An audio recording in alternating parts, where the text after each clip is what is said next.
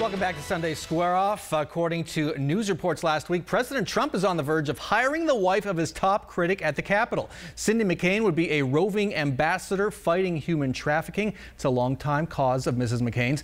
Now, people on both sides of the McCain-Trump divide are asking, why? John Gabriel, is this so crazy it just might work?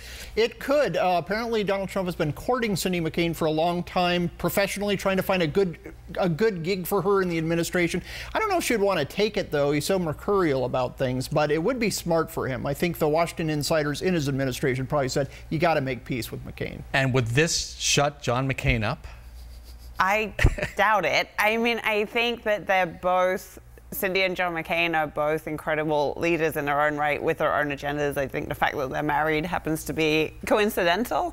I completely get why Trump would want Cindy McCain to be a part of his administration. There are not a long list of people lining up to rushing to D.C. to fill these positions.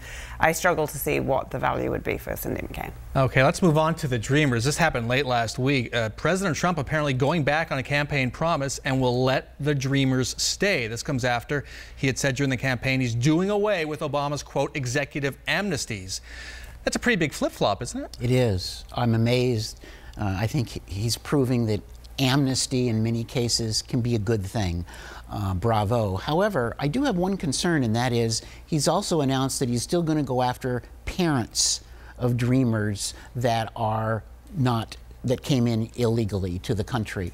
And my question is, when you register as a Dreamer, does that then put you in the crossfires if you have family members or parents that are here illegally?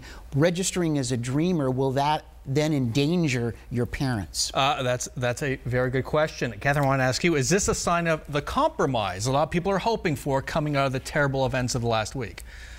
I think it's unrelated. I think if there's one thing that this president knows, it's PR, and he knows that it doesn't look good to throw a lot of people out of the country who have grown up here and are Americans.